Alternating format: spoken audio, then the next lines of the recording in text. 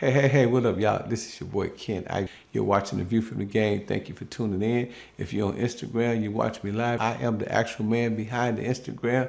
Yes, I do answer my DMs. When you DMing me. Hey, but check this out, man. While I got your attention, make sure you go get my book, The 48 Laws of Game. That's right, The 48 Laws of Game. You can get it at audible.com.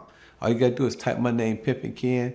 When you get to audible.com, and this book, as well as my other book, The Art of Human Chess. This is the book everybody's talking about. This is the book that your daddy should have taught you about. Everything that your daddy didn't teach you the game, it's in this book right here. And The Art of Human Chess, a study guide to win, teach you how to maneuver, teach you how to finesse, teach you how to play chess, teach you how to outsmart your enemy. You got to get my books, classics. Hey man, also man, make sure you subscribe, like, and make sure you let everybody know through notification where to come and get this joint at by sharing. And also, I am also the proprietor and the owner of HHF Mag, HHF Clothing, HHF Awards, and HHF Radio.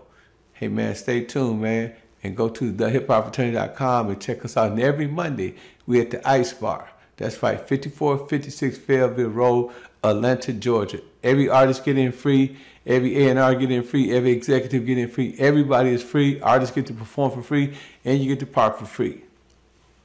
The only free game in town. Yes, you guys, this is A View from the Game, and I'm Martina, a.k.a. Hustle Mom, and I'm with my co-host. Yeah, I'm Ken Ivy. Hey, man, welcome to A View from the Game. Hey, man, we got the infamous Ralo The Pimp. I'm so excited, you guys. I can't even get my words right, man.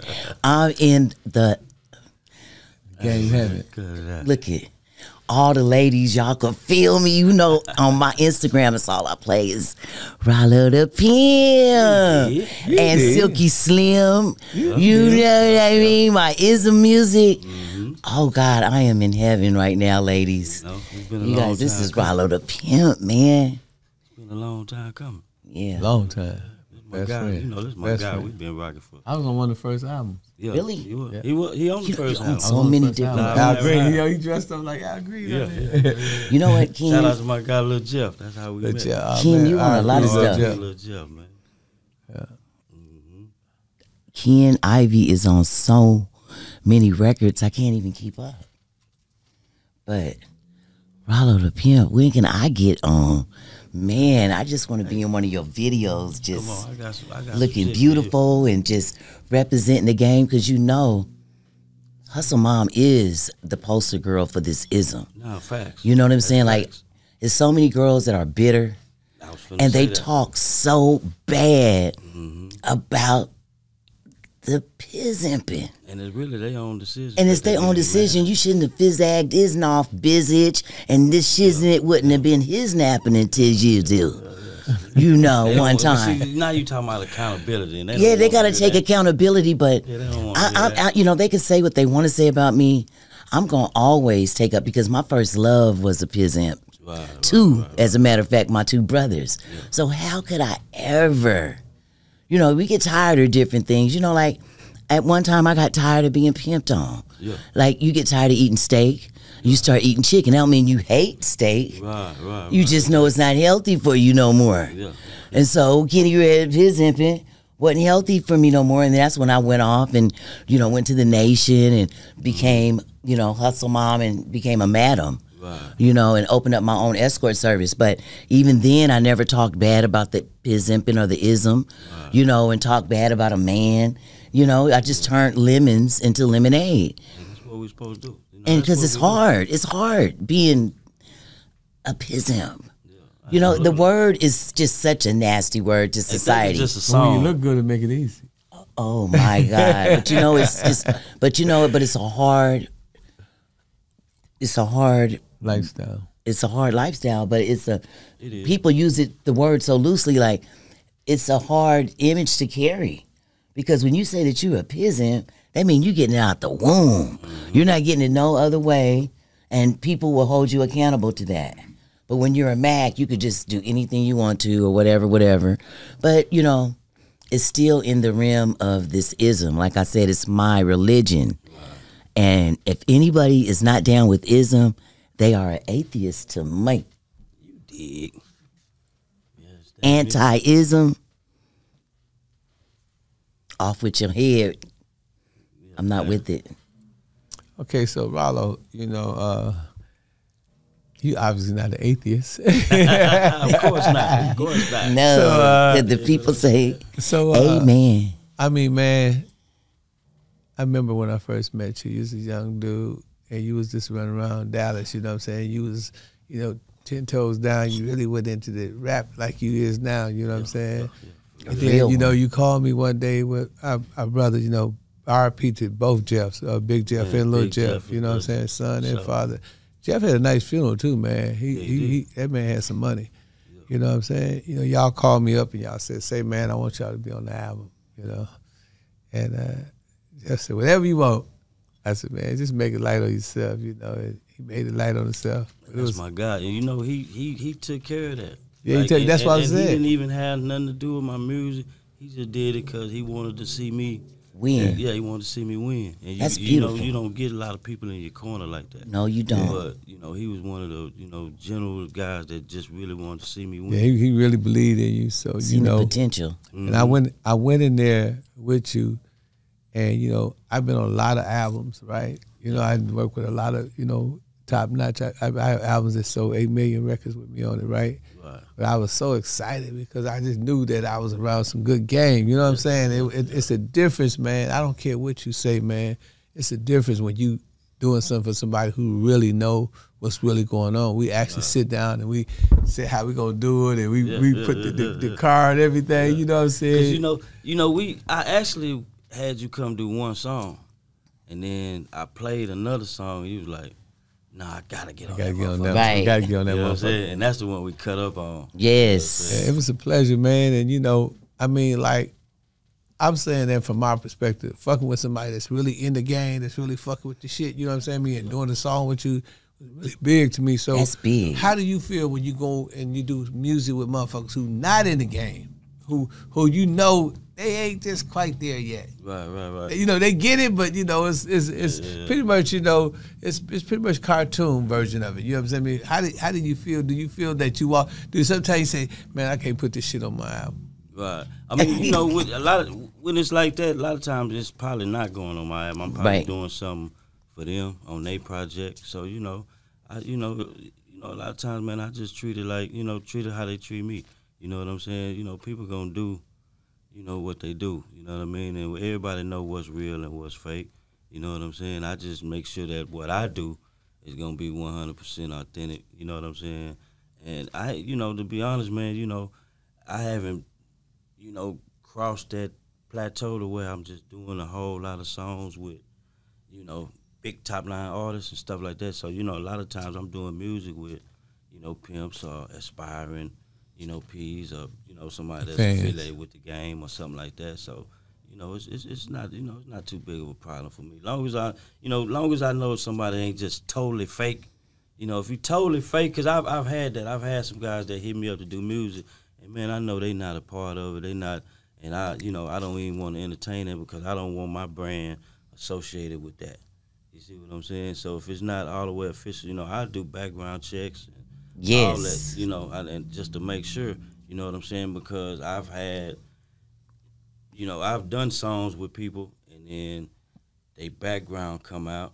Imposters. Yeah, or they may have blemishes on their record, and it comes out after we've done a song, and then people automatically attach you to whatever they had going on. They kind of attach you to that. So speaking of fake versus official, right? Mm-hmm.